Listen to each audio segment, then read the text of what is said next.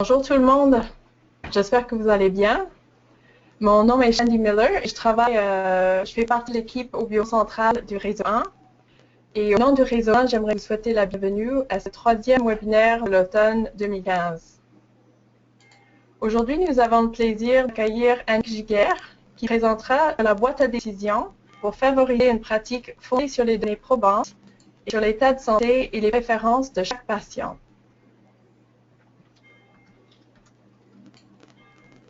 Avant de commencer la présentation, je veux tout d'abord vous rappeler quelques petites consignes.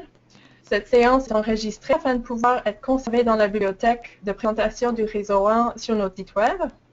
Donc, on vous invite à fermer vos micros pendant la présentation afin de monter la qualité sonore. À la fin de la présentation, vous pouvez toutefois poser des questions à Annick de deux façons. Premièrement, vous pouvez cliquer sur l'icône « Lever la main » à gauche du tableau de bord. Et à la fin de la présentation, nous ouvrirons votre micro et vous inviterons à poser votre question verbalement. Sinon, la deuxième façon est très simple aussi. Vous pouvez écrire votre question en tout temps dans la boîte de questions. Nous ferons la lecture de ces questions pour vous à la fin de la présentation. La plupart du temps, nous avons le temps de faire le tour de plusieurs questions, mais si jamais nous n'avons pas le temps d'aborder votre question, vous pouvez tout simplement l'envoyer à Danielle Shermer et elle fera le suivi avec Annick pour vous. Donc, notre invitée aujourd'hui est Annick Giguère. Annick est professeure adjointe au département de médecine familiale et médecine d'urgence de l'Université Laval et chercheuse au Centre d'excellence sur le vieillissement du Québec. Son programme de recherche vise à développer et évaluer des interventions pour soutenir les aînés, leurs proches aidants et les professionnels des soins et services de santé dans des prises de décision cliniques qui soient informées par les données scientifiques et les valeurs et préférences des patients. Donc, sans plus tarder, on va prendre 1 minute pour changer de présentateur et je cède la parole à Annick. Bonne conférence à tous.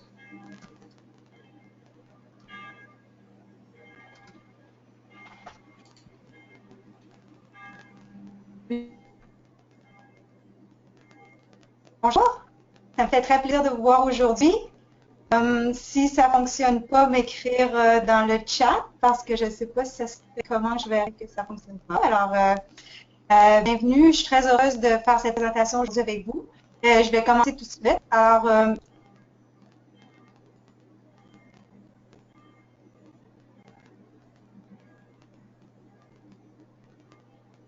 Alors aujourd'hui, d'abord, je vais vous divulguer mes conflits d'intérêts. Je n'ai aucun conflit d'intérêt, aucune affiliation avec une entité commerciale. Les objectifs sont de réviser les données probantes sur l'impact des outils de connaissances, divers outils, les guides de pratique, les outils d'aide à la décision et les sommaires scientifiques. Ensuite, on va regarder les enjeux du développement centré sur les utilisateurs des outils de connaissances et on va appliquer le cadre conceptuel des connaissances à la pratique, au développement et à l'évaluation de la boîte à décision. Qu'est-ce que la pratique fondée sur les données probantes? C'est un concept qui existe depuis quand même plusieurs années. C'est l'équipe de McMaster avec Dave Sackett qui ont initié ce nouveau paradigme de pratique et il consiste à l'utilisation consciencieuse et judicieuse des meilleures et des plus récentes connaissances scientifiques dans la prise en charge personnalisée de chaque client. Donc, la pratique fondée sur les données probantes considère le contexte clinique, l'état physique du patient, les options de traitement. Elle intègre les évidences scientifiques sur l'efficacité des différentes options.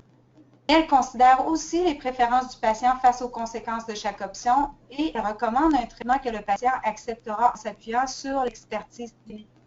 Donc, les données probantes sont juste un morceau de la pratique, mais un morceau important.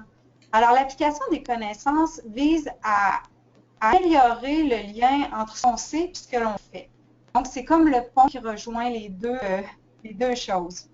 Et pourquoi c'est important? Parce qu'un tiers des patients ne reçoivent pas les traitements qui ont démontré une efficacité. Donc, c'est important de trouver des stratégies pour mieux relier les pratiques aux données scientifiques. De plus, un quart des patients reçoivent des traitements qui sont inutiles ou potentiellement néfastes. Il y a jusqu'à 75% des patients qui ne reçoivent pas l'information dont ils ont besoin pour prendre des décisions de santé. Et jusqu'à la moitié des cliniciens ne connaissent pas les données probantes pour les prises de décision cliniques. Donc, Ici, on a un cadre qui permet de conceptualiser la relation entre comment on crée la connaissance et on la met en pratique. Au centre, vous avez l'entonnoir de connaissances, à partir duquel les connaissances sont de plus en plus raffinées jusqu'à la production d'un outil. Et tout autour, c'est ce qu'on appelle le cycle de la mise en œuvre, où est-ce que les connaissances font le tour pour être implantées dans la pratique. Donc, les outils de connaissance, comme vous voyez, là, ils sont vraiment en bas de l'entonnoir et servent à aider les cliniciens et les patients à prendre des décisions fondées sur les données probantes. Ils fournissent une description explicite du risque, des avantages d'une intervention et montrent de façon générale les limites des données probantes ou quand elles sont insuffisantes. Je vais vous parler aujourd'hui de 3 types d'outils de connaissance, les guides de pratique, les outils d'aide à la décision pour les patients et les sommaires scientifiques. On parle souvent des 2 premiers, mais moi, je m'intéresse beaucoup au 3e. Donc, les guides de pratique, ce sont des énoncés qui ont été élaborés systématiquement, donc des recommandations, et leur but est d'aider les cliniciens et les patients à décider du soin de santé qui conviennent dans les circonstances cliniques précises. Ils soutiennent la prise de décision, mais ils ne la remplacent pas. Donc, le guide de pratique ne permet pas là, en lui-même d'incorporer les valeurs du patient et l'expertise clinique. C'est vraiment des énoncés élaborés sur la base des données probantes uniques. Les éléments essentiels des guides de pratique, c'est d'abord d'avoir une équipe multidisciplinaire pour le développer, de déterminer la question de recherche, qui semble simple, mais parfois peut être assez complexe, de procéder à l'examen systématique des données probantes, d'évaluer et d'interpréter ces données. Mais ensuite, ce qui est typique du guide de pratique, c'est qu'il va y avoir des recommandations et comme ces recommandations-là vont être soumises à un examen externe, révisé, puis ensuite diffusé. Donc, une étude scientifique publiée en 2006, une revue systématique, a montré que les guides de pratique permettent d'améliorer à peu près de 10% les processus ou les résultats de soins. Quand je parle de résultats de soins, ici, c'est les résultats au niveau du patient. Donc, améliorer les pratiques, oui, mais en bout de ligne, on veut améliorer les soins aux patients, donc la qualité de sa santé. Donc, ça, c'est ce qu'on sait des guides de pratique. Il y a eu d'autres revues, il y a plusieurs revues qui existent, mais celle-là, elle est vraiment très grosse, très complexe, et très bien menée, là, cette étude-là, si ça vous intéresse. Le guide de pratique clinique, il y a des outils pour évaluer leur qualité. Il y a 2 outils que je vous présente ici. Il y a AGRI, qui sont des normes internationales pour l'élaboration et l'évaluation des directives. Il y a 6 domaines de qualité, donc le champ, l'objectif, la participation des intervenants, la présentation des guides de pratique, la rigueur, la fiabilité et l'indépendance éditoriale. L'IA, lui, permet d'évaluer dans quelle mesure les recommandations sont vraiment applicables. Donc ça tient plus compte du contexte dans lequel on est. Un deuxième outil maintenant duquel je vais vous parler, c'est l'outil d'aide à la décision pour les patients qui permet de faciliter la prise de décision partagée. Donc, la prise de décision partagée, c'est une manière structurée d'utiliser les informations scientifiques dans la pratique, mais pendant la rencontre clinique, pour que le patient et le professionnel échangent des informations. Donc, le clinicien transfère l'information au patient sur les meilleures options, les options de santé, la qualité, les données scientifiques sur chaque option. Mais le patient, de son côté, lui, doit renseigner le médecin au cours de ce processus-là sur ses valeurs et préférences. Et ensuite, il y a une délibération et une entente prise entre eux qui va tenir compte des 2 choses. Donc, les outils qui supportent ce processus-là, il y a beaucoup d'études sur les outils d'aide à la décision pour les patients. C'est des outils qui clarifient les options de santé, qui décrivent les probabilités de ressentir des avantages ou inconvénients associés à chaque option. Et les formats sont obligatoirement faciles à comprendre pour les patients. Ils vont permettre aussi aux patients de clarifier les valeurs. Souvent, il va y avoir un exercice pour clarifier les valeurs, où est-ce que le patient est mis à contribution pour vraiment réfléchir là, à ce qui est important pour lui. Donc, l'outil permet de guider le processus de prise de décision. Les éléments essentiels, donc l'information sur les maladies, les options, les résultats qui sont adaptés à la situation clinique du patient. Donc, parfois, tu vas avoir des différents patients avec des différents niveaux de risque. Alors, souvent, l'outil d'aide à la décision va comprendre ces informations-là pour qu'on puisse adapter le propos selon le niveau de risque du patient. Il y a aussi des probabilités de résultats, les certitudes associées aux probabilités, l'exercice de clarification des valeurs que je vous parlais tout à l'heure, puis le cheminement structuré pour soutenir la délibération. En bout du compte, quand on fait la prise de décision partagée, c'est beaucoup moins long parce qu'on a une manière structurée de discuter. On s'assure de de compléter différents éléments, ce qui fait que ça rend la discussion plus structurée. Donc, les exemples d'outils d'aide à la décision peuvent être trouvés sur un site web qui a été développé par l'Université d'Ottawa. C'est merveilleux, ce site-là. Vous avez un moteur de recherche qui vous permet vraiment de voir les outils. Par exemple, ça, c'en est un qu'on a trouvé. Celui-là, c'est un outil à la décision qui a une douzaine de pages. Donc, typiquement, ça peut être des vidéos, ça peut être des outils papier. Mais je vous invite vraiment à visiter ce site-là quand vous cherchez des données probantes rapidement parce que c'est des outils qui sont généralement bien faits. Il y a aussi une évaluation de leur qualité qui est faite dans le site web. Donc, est-ce qu'elle fonctionne? Il y a beaucoup d'études qui ont été conduites, robustes, des études randomisées, à plus que 100 études jusqu'à maintenant. Et on sait maintenant que les patients qui utilisent ces outils ont une meilleure connaissance de leurs options, perçoivent plus souvent être bien informés et connaissent ce qui est important pour eux. Et ils présentent aussi des attentes plus réalistes face à l'efficacité des options de santé. Et ils participent plus aux décisions. Donc, ces mesures-là sont intéressantes. Ce qui reste à peut-être, la recherche n'est pas rendue. Les nouvelles avenues de recherche pour les études à la décision pour les patients, ça serait essayer de voir leur impact sur l'adhésion, l'option de traitement choisie. Est-ce que ça s'est amélioré? Il y a encore beaucoup d'études qui ont exploré ça. Aussi, comme vous voyez, ce ne sont pas des mesures, ce sont des mesures de processus, mais est-ce qu'au niveau de la santé des patients, il y a des améliorations? Donc, ça serait vraiment un beau champ aussi à développer. Ensuite, il faut voir au niveau des coûts-efficacité, pour avoir des études conduites à ce niveau-là. Et voir aussi avec des personnes de différentes cultures, comment on peut adapter les outils. Donc, il reste quand même du travail à faire. Donc, la qualité des outils d'aide à la décision, elle est déterminée à partir des critères DAS. Il y a un excellent article que je vous ai mis là qui décrit bien les critères. Donc, je vous invite à aller visiter ça si vous êtes intéressé par les outils d'aide à la décision. Parce qu'en ce moment, étant donné que c'est rendu dans la loi aux États-Unis de faire des outils d'aide, de faire la prise de décision partagée, les critères sont devenus très importants. Il y a des développeurs, maintenant, c'est rendu une avenue de commercialisation aux États-Unis. Donc, il y a beaucoup, beaucoup de développement. On va maintenant regarder un peu les sommaires scientifiques. Donc, qu'est-ce que c'est? Les sommaires dit que c'est up-to-date puis Dynamed, là, je pense que vous allez savoir de quoi je parle, en tout cas si vous êtes un clinicien.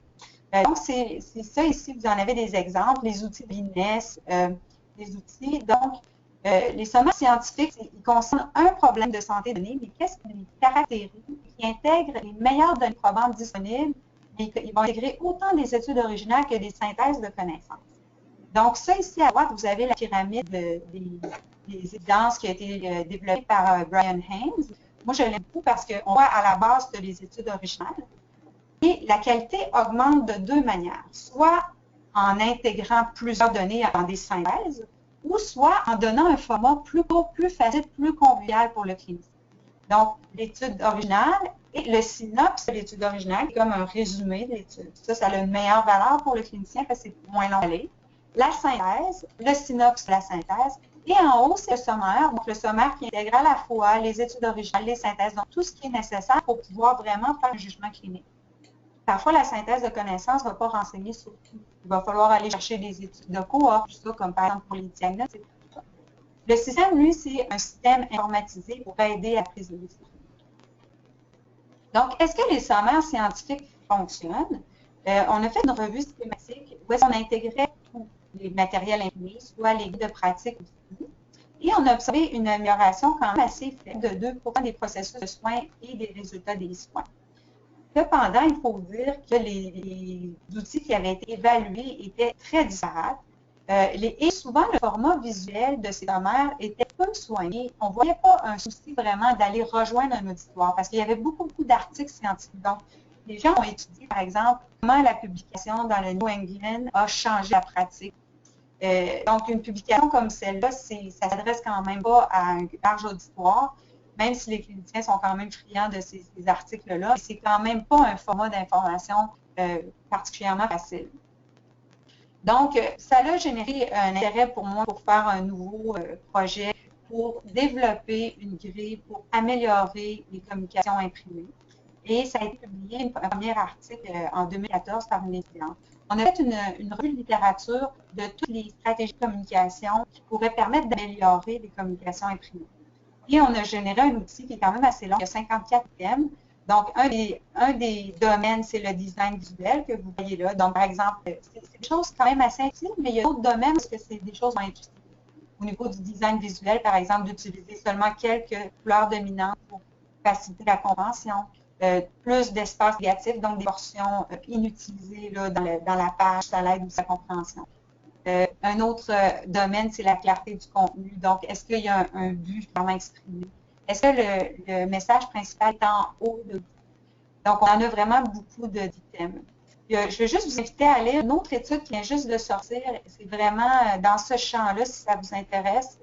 C'est sur le format des directives cliniques pour les rendre un peu plus intuitifs, visuels, vivibles. Donc, ça vient juste de paraître. Donc, cette partie de la présentation se termine. Je veux juste vous dire que j'ai été beaucoup inspirée par ces références-là. C'est pas des choses qui sont difficiles à trouver, c'est tout le site des RSC qui s'inspire même d'un livre qui est en haut. Donc, maintenant, je vais vous parler d'un outil d'application des connaissances qui est la boîte à décision. Donc, on a un programme de recherche depuis plusieurs années pour développer, évaluer et implanter la boîte à décision pour faciliter la pratique fondée sur les preuves et la prise de décision partagée en première ligne. Donc, je vous ai parlé tout à l'heure des outils à la décision. Beaucoup d'études concernent l'outil pour le patient. L'idée étant qu'en activant le patient, en l'informant, il va arriver dans la rencontre clinique plus engagé, il va poser plus de questions, puis il va ainsi faciliter un processus de prise de décision partagée. Maintenant, il y a de plus en plus, il y a quelques outils qui ont été développés plus pour la rencontre. Donc, c'est des outils vraiment qui supportent une discussion, ils sont plus lourds, ils sont faits vraiment juste en support, ils ne sont pas faits pour être lus tout seul par le patient. Il y en a 4 qui sont mais moi, je trouvais qu'il y avait un vide parce que quand le patient arrive dans la rencontre, c'est pas juste lui qui a le pouvoir de qu'est-ce qui se discute pendant la rencontre, même que c'est souvent plus le professionnel de la santé qui va un peu structurer la rencontre. Donc, pour le clinicien, pour l'activer, pour l'engager dans la prise de décision partagée, il existe beaucoup qui a été utilisé, c'est l'éducation professionnelle continue, des tutoriels, des rencontres cliniques, etc. On a trouvé qu'il y avait un vide à combler pour un outil pour le clinicien. Et mon collègue Michel Labrec, mon professeur, mon directeur de postdoc, a pensé utiliser comme exemple les Drug Facts Box qui ont été développés à Dartmouth University. Où est-ce que l'information est vraiment simple, facile à comprendre, puis ça, c'est vraiment attirant pour un clinicien parce que rapidement, l'information sur les avantages et inconvénients. Les autres se sont inspirés des boîtes nutritionnelles sur les boîtes de céréales. Donc, on s'est dit, on part de ce modèle-là, puis on va créer quelque chose pour le clinicien, quelque chose qui va pouvoir être transmis à distance aussi. Parce que le problème de la formation professionnelle, c'est que les gens qui sont en région, ils ont beaucoup de difficultés à s'inscrire à ces activités de formation-là. Donc, on a développé un premier prototype de boîte à décision en 2010. Et son objectif, c'était de préparer le clinicien à communiquer les résultats de recherche scientifique à ses patients. Elle devait être utilisée avant la rencontre, donc pour vraiment informer le clinicien. Et on l'a rendu accessible par Internet, par courriel, imprimable. Et notre objectif, c'était qu'elle soit courte, rapide à lire, 1 à 2 pages. Elle inclut les probabilités de risque et de bénéfices pour toutes les options, les meilleures données scientifiques et l'évaluation de la qualité des données scientifiques. C'est des choses qui intéressent les cliniciens. Et les formats utilisés sont importants. Donc, les probabilités, on voulait les définir comme le nombre de graphiques énoncés narratifs parce qu'on a vu dans une revue de littérature que les 3 types de formats combinés ensemble, c'est supérieur que juste un. Il y a des gens qui sont plus à l'aise avec un nombre, avec un graphique. Donc, ça permet de rejoindre un plus large auditoire. Il faut aussi que les formats soient comparables entre risques et bénéfices pour bien être capable de balancer les deux. Et la présentation aussi doit être la même. Donc, essayer d'avoir le même, de ne pas biaiser le lecteur en mettant plus d'informations sur les risques, par exemple. Donc, il y avait un souci aussi que les gens ne se sentent pas induits à faire un choix ou un autre visuellement là, en regardant l'outil. Donc, on a commencé une série de projets. Le premier projet visait à adapter, suivant le cadre conceptuel que je vous ai montré tout à l'heure, on a développé notre boîte à décision à partir de la littérature qu'on a vu là, l'outil qui existait déjà à Dartmouth. Et là, il a fallu voir comment l'adapter à notre contexte. Ensuite, on a fait un deuxième projet sur les barrières à la boîte à décision. Et en ce moment, on conduit un troisième projet pour évaluer l'efficacité de la boîte à décision. Éventuellement, dans le futur, et notre projet actuel aussi pense à cet aspect-là, c'est comment déployer et soutenir la boîte à décision. Donc, le premier projet, mon objectif était d'impliquer les utilisateurs dans le développement d'un cadre pour créer des boîtes. Et on a fait des entrevues de groupe. Donc, on avait 2 prototypes à ce moment-là. On avait un sur le dépistage du cancer de la prostate, puis l'autre sur le dépistage prénatal. Donc, 2 clientèles complètement différentes. On avait 2 groupes de médecins de famille, 4 groupes de patients. Puis, ça nous a aidé à créer un nouveau cadre de boîte à décision. Par exemple, je vais juste donner des exemples de choses qui ont ressorti. Dans la première version, on avait vraiment en très petit qui avait créé l'outil. Mais les gens pensaient que c'était des outils qui étaient issus des compagnies pharmaceutiques. Alors, ça donnait une mauvaise impression. Donc, on a mis vraiment en haut que c'est des universités. Donc, ça améliorait la crédibilité de l'outil de mettre un endossement bien visible. Les gens aussi se demandaient, ils voulaient savoir tout de suite, sans tout lire, à quoi ça servait cet outil-là. Donc, on a mis un objectif. Ce document prépare le clinicien à discuter des données scientifiques avec le patient pour qu'ensemble, ils puissent prendre une décision. Donc, on a mis ça, on a clarifié ça au début. On a ajouté des questions pour aider le clinicien à vérifier les besoins du patient pour prendre une décision. Donc, c'est des choses qui sont sorties à la suite de l'analyse des entrevues. Certains graphiques étaient moins clairs, donc on a essayé de les transformer pour les rendre plus clairs. Le deuxième projet, lui, visait à évaluer les barrières à l'utilisation des boîtes à décision dans les équipes de première ligne. Et l'objectif était d'optimiser notre approche en lignant les barrières. Donc, on a distribué de manière réaliste 8 prototypes, tous développés selon ce même cadre-là, le nouveau cadre, en 6 cliniques. Et on a on a permis aux gens d'abord des utiliser, on leur a laissé les utiliser. Et ensuite, on a fait des questionnaires et des entrevues. Donc, on avait 8 boîtes qui étaient supportées dans un site web qui est toujours en ligne. Donc, le site web date de 2012. C'est un site web qui a été un petit peu changé, mais essentiellement, on n'a pas eu le budget là, pour le mettre à jour. Parce qu'on ne pense pas toujours à soutenir nos innovations ou à soutenir nos outils de connaissance. Et c'est quand même un message que je veux laisser à la fin de la présentation, c'est essayer de clarifier ces choses-là. Comme là, on a notre site web là, qui va avoir besoin de se permettre de se faire faire une mise en beauté. On a utilisé un cadre conceptuel qui s'appelle l'homme-rue pour structurer les questions et analyser les réponses. Donc, je pensais que j'avais mis la référence à ce cadre-là. Je ne l'ai pas mise. Donc, l'auteur, c'est Graham et l'Ottawa Model of Research Use. Donc, les questions portaient sur les barrières au niveau de l'innovation elle-même, au niveau des adopteurs et au niveau du contexte. On posait des questions pour savoir comment les cliniciens recevaient les outils. Est-ce qu'il y avait l'intention de l'utiliser dans leur pratique et quels aspects de l'environnement qui affectaient leur utilisation de l'information. Donc, pour les résultats, on a eu 50 questionnaires de 100 participants sur les boîtes. Ils rapportaient être très satisfaits face aux boîtes à décision, que leur pratique serait améliorée, qu'ils s'attendent à ce que l'information soit bénéfique pour leurs patients. Mais on voit qu'il y a un petit peu moins d'intention d'utiliser l'information pour leurs patients dans la pratique, seulement 40 %. Et ça, c'est quand même quelque chose qui n'est pas... Étant donné qu'on pouvait récolter des commentaires qualitatifs, et parfois, il y avait des choses qui n'étaient pas tout à fait au point dans l'outil. On avait fait un outil, on l'a transmis. Donc, il y avait du raffinage de nos outils qui n'avait peut-être pas été fait. Alors, une chose qui permet de voir ça aussi, c'est qu'on a demandé leur intention d'utiliser la boîte à décision. Donc, vous voyez pour les 8 outils, les 8 différents outils, leur intention. Et les 2 que je pointe avec la flèche, c'est 2 outils pour lesquels l'intention est la plus élevée. C'est les outils qui avaient déjà été évalués dans le projet. Donc, on avait eu une série de commentaires et on avait pu les optimiser encore plus. Et ça m'a fait penser que c'était probablement un constat important.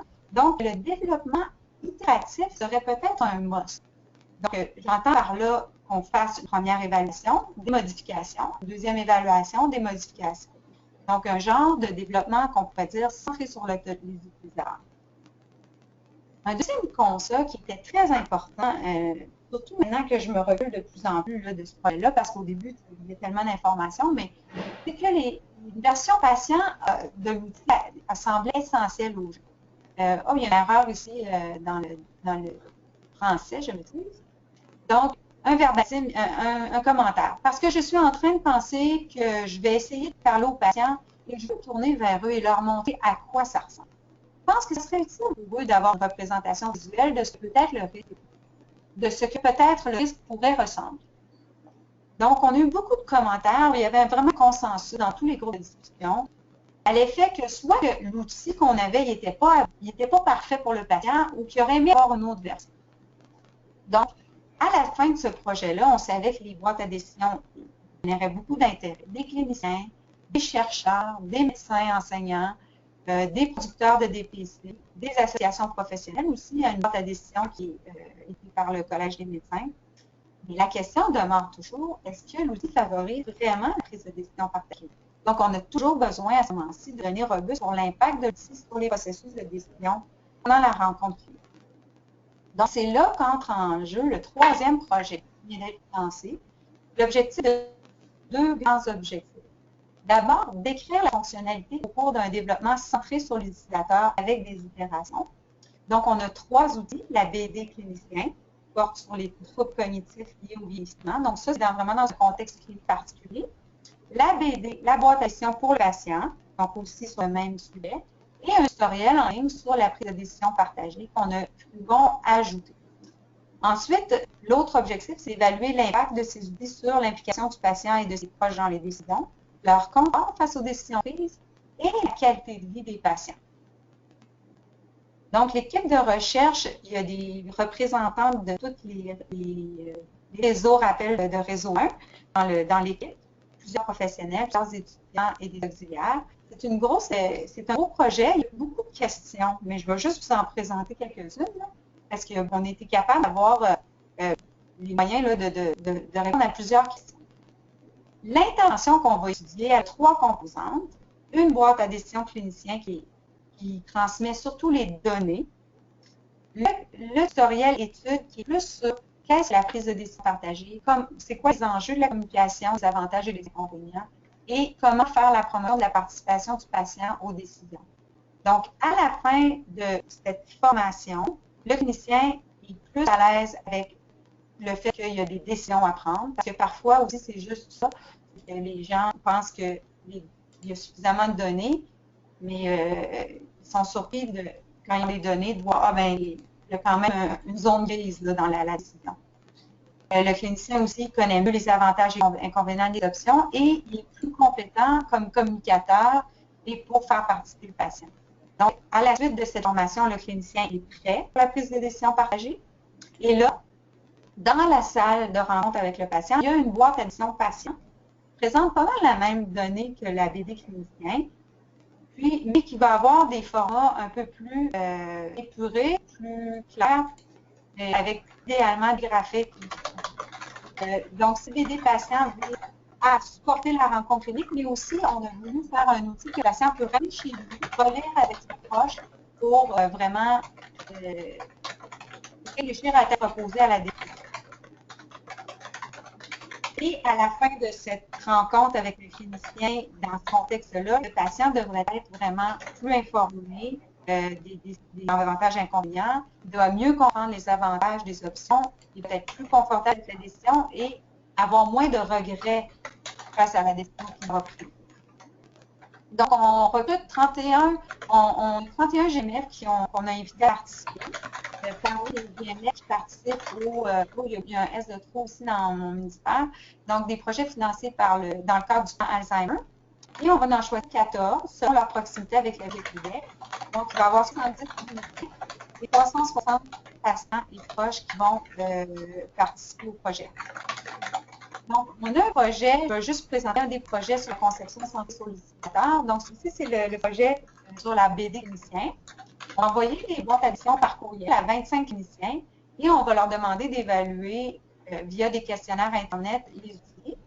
Donc, comme vous voyez, chaque clinicien va voir 3 boîtes à décision et chaque boîte à décision va être lue par d'abord 5 cliniciens. On va les modifier les outils pour répondre aux problèmes, aux suggestions d'amélioration. On va ensuite les réacheminer à 5 nouvelles personnes et à 5 nouvelles personnes. Donc, ça, c'est le concept. J'espère que c'est clair, la manière qu'on va distribuer les outils. Et les questionnaires pour évaluer les boîtes, c'est essentiellement, il y a 3 questionnaires. Donc, la valeur de l'évidence présentée dans la BD clinicien, c'est un questionnaire qui a été développé à McGill par Pierre et Roland Grade, Information Assessment Method, IAM. Ensuite, on va leur demander l'intention d'utiliser ce qu'ils ont appris grâce à la boîte à décision pour expliquer aux patients et à ses proches les avantages et inconvénients associés à chaque option. C'est un questionnaire fondé sur la théorie du comportement planifié. Et on va regarder aussi l'utilité et la facilité d'utilisation perçue au moyen du Technology Acceptance Model de Kafka. Donc, au niveau des analyses, qu'est-ce qu'on va faire? Il y a une partie un peu descriptive, on va évaluer et décrire les changements de fonctionnalité et les problèmes à chaque itération. Et on va devoir identifier des stratégies pour répondre aux problèmes d'utilité perçue. Et je dois dire que là-dedans, on est vraiment aidé par ma collègue Holly Whitman, qui est spécialisée dans ce type de développement. Et pour elle, cette procédure-là est utilisée beaucoup pour le développement de sites web. Donc, ça va nous inspirer parce que c'est sûr que dans les sites web, surtout, qu'est-ce qu'on regarde souvent, c'est la facilité d'utilisation, donc la navigation, la convivialité. Au niveau des outils, c'est des concepts semblables, mais il y a aussi un aspect plus de compréhension ou de contenu, de croire à l'information, de vouloir la diffuser, l'information. Donc, c'est un petit peu plus profond que juste naviguer un site web. Et bon, idéalement, ça serait le fun d'élaborer des stratégies pour systématiser le développement des boîtes de décision, limiter éventuellement les problèmes de fonctionnalité et assurer une meilleure adoption par les utilisateurs. Donc, ensuite, on a décidé de faire le dernier projet donc sur l'impact des outils.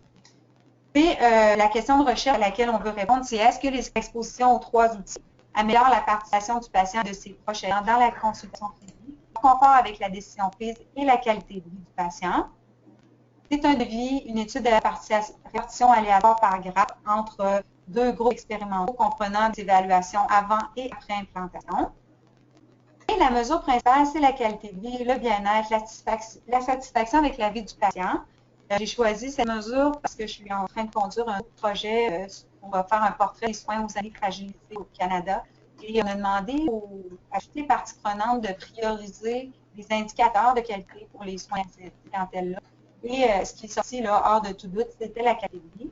Donc, je sais qu'il y a beaucoup d'enjeux à utiliser ces mesures-là. J'espère qu'on va être capable de contourner ces problèmes, d'essayer vraiment de voir si notre intervention permet d'améliorer la qualité de vie de cette clientèle-là qui a quand même vraiment besoin. Là, aussi, le proche aidant là-dedans, des mesures pour. Donc, au niveau des enjeux majeurs là, de la mesure, c'est que pour les personnes inaptes à répondre au questionnaire, on va devoir prendre des mesures précises.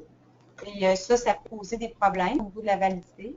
Et ce qu'on a comme mesures secondaires aussi, on a les mesures de confort avec la décision et de processus de prise de décision. Donc, pour mesurer les processus de prise de décision, on va enregistrer les rencontres et il va y avoir un 3e observateur qui va évaluer si les différentes étapes de prise de décision partagées ont réellement été faites ou pas. Donc, on espère que les outils vont améliorer les processus, mais on espère aussi que ça va plus loin que ça. Donc, ici, c'est le devis de projet avec le groupe contrôle qui va être exposé à la fin de la formation. Et qu'est-ce qui va rester ensuite? Ça va être soutenir l'utilisation de ces outils-là dans le temps. C'est quelque chose que j'ai quand même réfléchi déjà, étant donné mon expérience antérieure là, avec les outils qu'on a mis en ligne en 2012 qui ne sont pas tellement bien mis à jour. On en a quelques cliniciens qui sont engagés à les mettre à jour, mais il y en a qui ont besoin en ce moment d'être mis à jour. Donc, dans le nouveau projet, j'ai fait un partenariat avec le développement professionnel continu de l'Université Laval. On va pouvoir offrir la formation à travers le Québec. Puis, éventuellement, si ça génère des revenus, on pourra mettre à jour les outils. Donc, j'ai essayé de penser à une manière de soutenir l'utilisation de la boîte à décision à long terme dans la pratique. Donc, la dernière phase, si les outils s'avèrent efficaces, c'est qu'on va déployer et soutenir l'utilisation à travers le Québec et peut-être le Canada. En conclusion, donc ça s'achève pour moi là, la présentation, c'est qu'on peut dire qu'il y a un manque de données probantes sur les caractéristiques des outils qui permettent une meilleure adoption des comportements ciblés. Ensuite, le développement centré sur l'utilisateur, c'est une idée très intéressante. C'est encore pas démontré là, que le développement centré là, sur l'utilisateur permet vraiment d'améliorer l'adoption, mais Il y a plusieurs initiatives en cours. Il n'y a pas d'études robustes. Ma collègue Holly Whitman aussi fait une revue systématique actuellement pour décrire comment les utilisateurs ont été impliqués dans le développement d'outils et voir si ils ont fait des développements centrés sur l'utilisateur avec plusieurs itérations. Évidemment, il n'y en a pas beaucoup qui ont fait ces marches-là, mais on va essayer de voir aussi est-ce que ça a amélioré l'efficacité des outils pour changer les pratiques d'avoir justement fait ce type de développement. Au niveau de la rigueur scientifique, moi, je crois beaucoup que c'est essentiel de démontrer, essentiel d'avoir une certaine rigueur pour démontrer des impacts avant de faire la promotion à large échelle. Donc, c'est vraiment facile avec un outil comme la boîte à décision, que les gens, ils aiment beaucoup, ils apprécient dans des différentes activités de formation. On pourrait dire, OK, on la diffuse, on la vend ou quoi que ce soit, mais tant qu'on n'a pas montré que ça améliore vraiment les pratiques, ben il faut continuer notre travail. Puis moi, ben, comme chercheur, c'est ça qui m'intéresse, c'est ça qui me motive. Donc, je ne suis pas là pour commercialiser, mais plutôt pour essayer de voir comment faire des meilleurs outils, comment aussi faire de la recherche pour améliorer les outils. Donc, il y a toujours à l'intérieur des projets pour développer des outils, des questions de recherche sur le transfert des connaissances lui-même. Merci beaucoup. Donc, je voudrais juste mentionner qu'il y a eu beaucoup d'organisations qui ont supporté les projets là, depuis qu'on a commencé. Puis, je vous laisse mon courriel si vous voulez m'écrire. Je sais que Daniel est disponible aussi. Donc, je vous remercie de votre attention. Ça va me faire plaisir de prendre vos questions.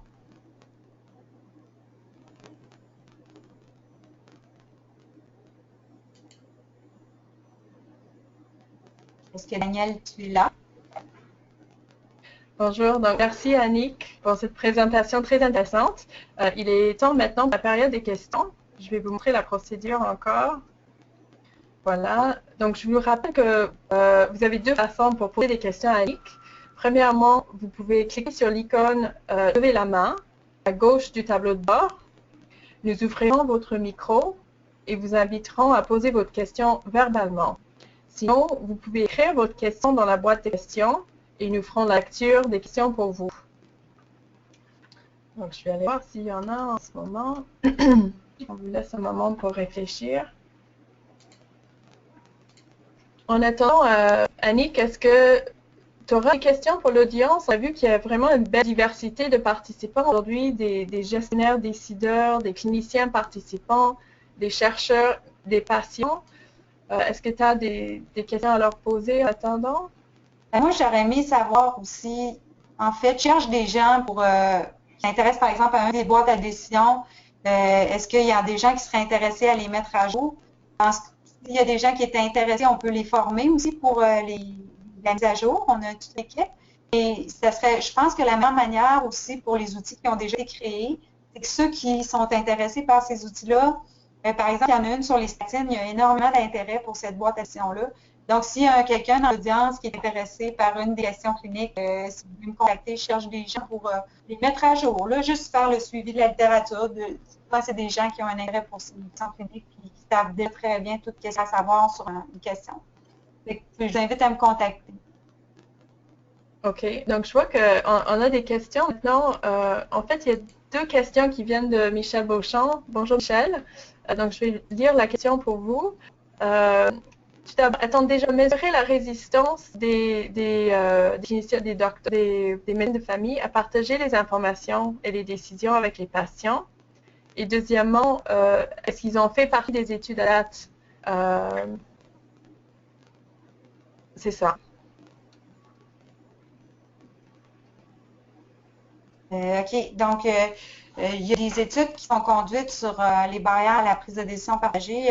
Un des papiers qui est le plus cité du journal Implementation Science, c'est celui de Franck Légaré qui mesure les barrières à la prise de décision. Oui, il y a des résistances. Oui. Il y a des résistances qui ne sont pas nécessairement... tu sais, par exemple, ils vont dire on manque de temps. Mais moi, je pense que parfois, c'est comme une manière de dire qu'il y a d'autres problèmes. Parce que c'est clair pour moi que les cliniciens, que ça aide leurs patients, ils vont adopter une pratique. C'est ça qui est leur première motivation. Là, dans les études, on le voit là, pour adopter un comportement quand ils savent que c'est vraiment quelque chose qui va aider leurs patients. Donc, s'ils disent qu'il y a un manque de temps, bien, pour moi, j'ai l'impression qu'il faut interpréter ça, essayer d'aller plus loin, creuser pourquoi. Il y a beaucoup, bien, les deux barrières les plus souvent mentionnées, c'est le manque de temps. Et la deuxième, c'est le patient lui-même qui voudrait que le clinicien prenne la décision. Et à ce niveau-là, il y a des discussions au niveau éthique. Est-ce qu'on doit insister pour que le patient soit impliqué dans les décisions? Est-ce qu'on doit le challenger un petit peu pour être certain de ses valeurs, ses préférences, ou est-ce qu'on doit vraiment respecter le fait qu'il veut pas être impliqué? Moi, je crois plutôt qu'il faut essayer de l'engager le plus possible parce que le médecin, il va prendre une décision très arbitraire. Souvent, les décisions sont tellement en zone grise, qui ont des implications tellement grandes, que ce serait vraiment dommage que le clinicien soit tout seul pour prendre ces décisions-là. Ça permet aussi aux cliniciens de se dégager de responsabilités, de pouvoir engager les cliniciens, les patients comme ça, parce que ça peuvent ensuite affirmer avoir des décisions sur la base des préférences du patient. Je ne sais pas si j'ai bien répondu à la question. Super. Puis une autre question vient de la part de André Trigny. Pratiquement, pour monter un BD idéalement 2 pages, comment faire quand on a un grand nombre de modalités pour une même problématique de santé? C'est drôle parce que je n'en ai pas parlé. Il y a plusieurs petits projets de recherche qui ont parti là, suite au développement des boîtes. Puis André est chercheur principal sur un projet financé par le CERSPUL de l'Université Laval pour développer une boîte à décision sur la vitamine D.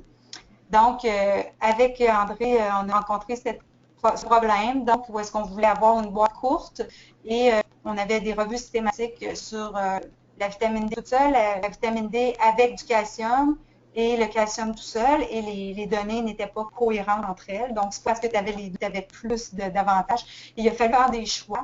Donc, c'est pas, ça prend comme une espèce de confiance assez grande de qu'est-ce que le clinicien veut comme information pour faire ces choix-là. C'est toujours important d'impliquer des cliniciens, et avec André, ça nous a beaucoup aidé, de voir qu'il ne va pas avoir toutes les données sur les 3 revues systématiques. Il va falloir en choisir une, puis comment on va la choisir. Donc, puis aussi, comment on va être transparent par rapport à la qualité de cette donnée-là. Donc, s'il y a 3 revues systématiques qui présentent des résultats plus ou moins cohérents, mais il y a des manières de clarifier ça dans la boîte à décision, dans la section sur la confiance dans les résultats. Mais c'est sûr que c'est quand même un gros challenge. Puis, le fait d'avoir des cliniciens qui sont très bons épidémiologistes aussi, ça permet de, comme Michel Avec et Michel Auchon qui ont beaucoup travaillé avec moi pour les boîtes, ça permet de choisir les informations qu'on va transmettre. OK. La prochaine question vient de la part de Elsa Traut-Kroger. Je participerai volontiers à la mise à jour de la BD sur les inhibiteurs de la cholinestérase. Je ne sais plus s'il en existe une sur les antipsychotiques contre les SCPB, mais ce sujet m'intéresse aussi. De plus, je vois un avenir pour les BD ou autres outils pour décisions partagées dans la gestion des maladies chroniques sur le terrain de la pharmacie communautaire, hypertension, dépression, ostéoporose. Merci de cette information. Merci Deltrap, c'est super. Je vais être très contente que tu m'aides à la mise à jour. Le prochain, Duncan. Est-ce que tu veux la prendre? L'ensemble me semble très bien. J'ai remarqué l'attention portée sur la présentation de l'information. Est-ce qu'il y a aussi un monitoring de la façon que les boîtes sont introduites? Oui, bon, effectivement, c'est des choses. Donc, quand on a fait l'étude sur les barrières facilitantes, la première étude était plus sur le format.